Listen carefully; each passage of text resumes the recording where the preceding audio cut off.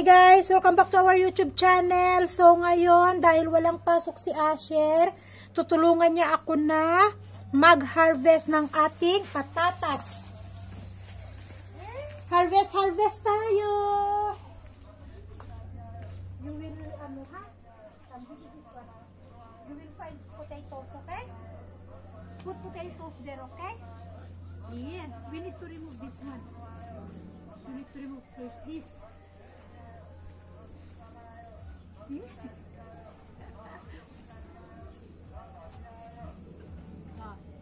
Like this, no, like this.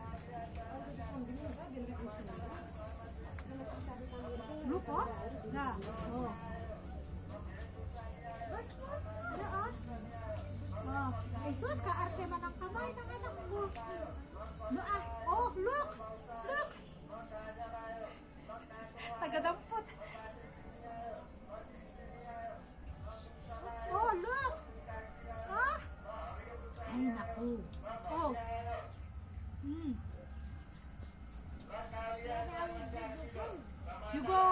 You go borrow one like this to Ama.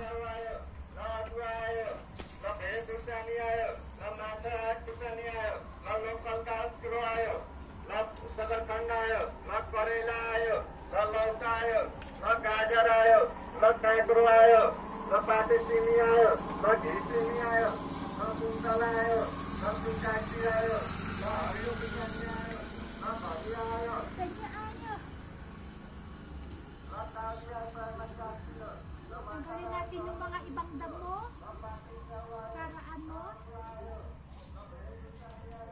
hindi masyadong masukan.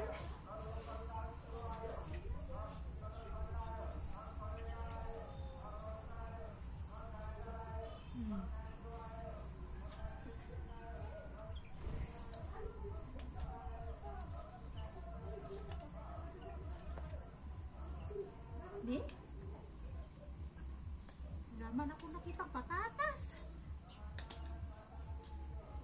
Ma.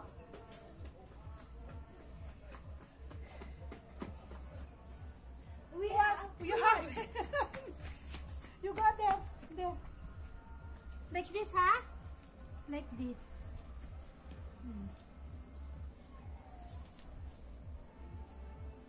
What's this? That one grass?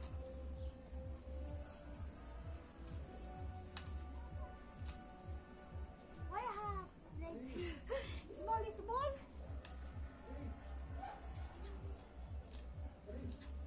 Itong patatas namin, masarap siya yung salad, yung may mayonnaise. Lagyan mo ng mayonnaise, pepper, at saka salt, tapos lagyan mo ng konting coriander sa ibabaw. Masarap siya kasi maliliit, hindi na siya kailangan hiwain. Pakuluan mo lang din, okay na.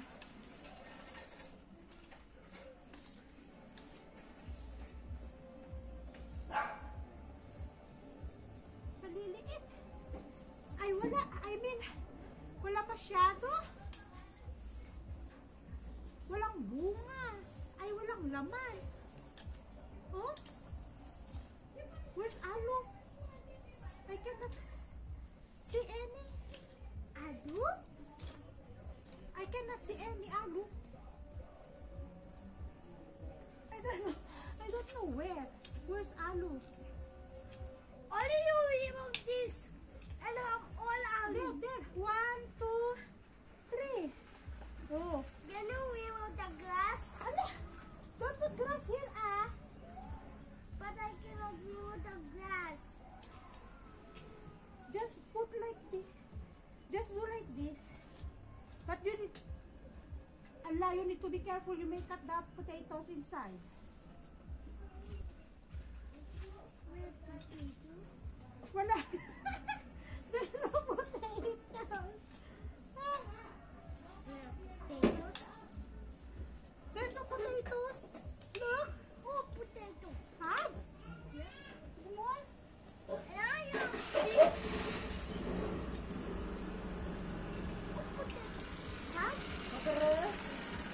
Yes. One.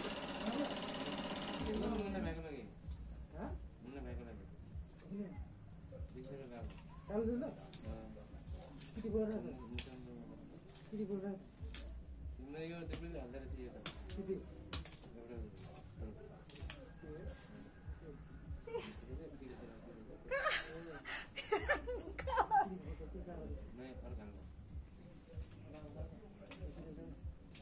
Don't dig in my plate, okay?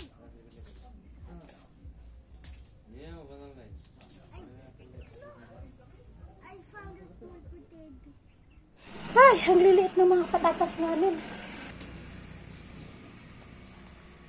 Oh, right! Potato! Potato! Potato! Pero ate, ay ito.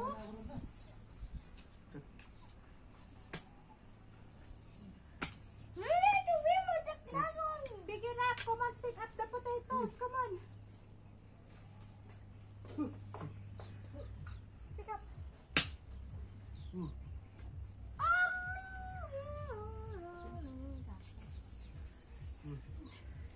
Look.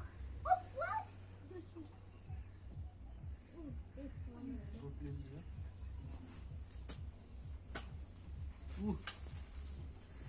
You see?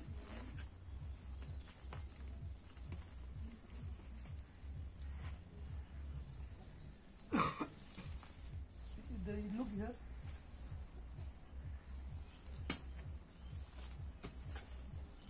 Look. Look.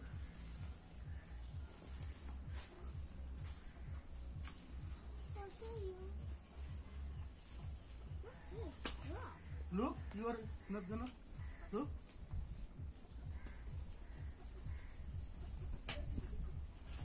What's that?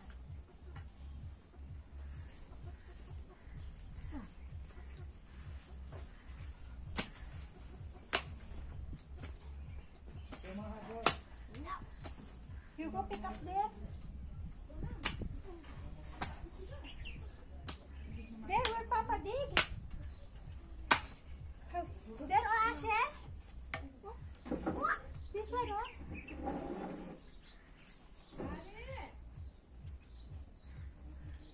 Oh, this one. What the fuck? Give it? Yeah. Wait, man. Come back. Oh. Oh.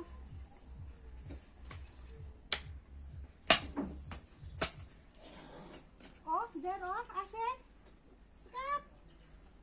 Have one more there as well. Oh. Have one more here.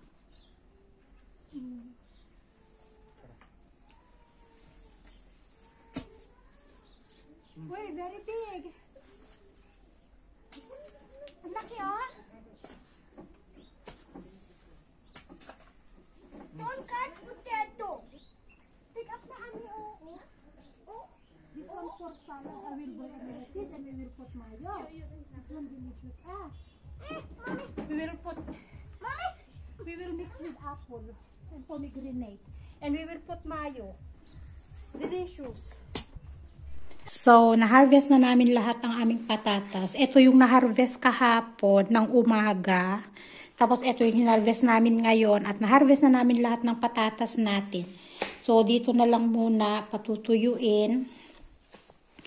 So, meron na tayong pang patatas.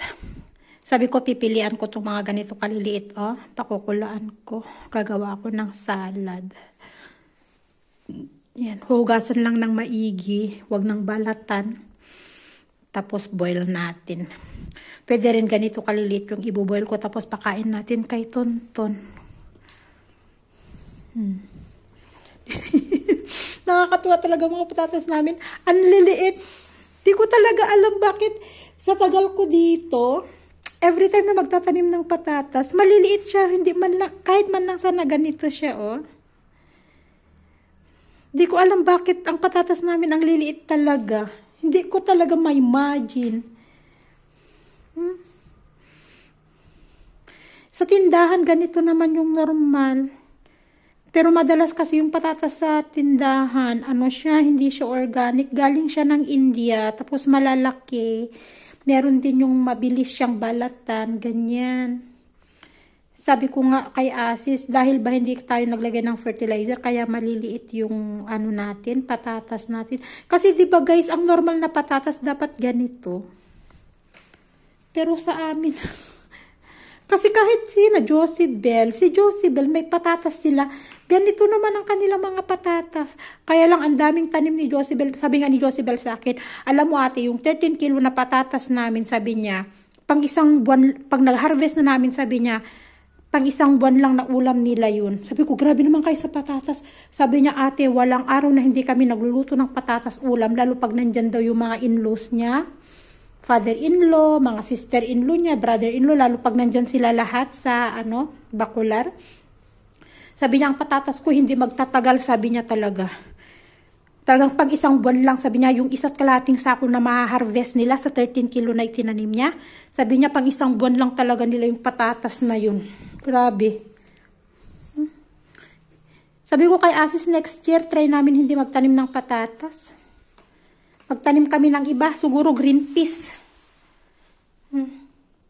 At ito yung ating kamote. Huhugasan ko at pakukuluan ko. Para may pagkain mamaya pag nagising si Tonton.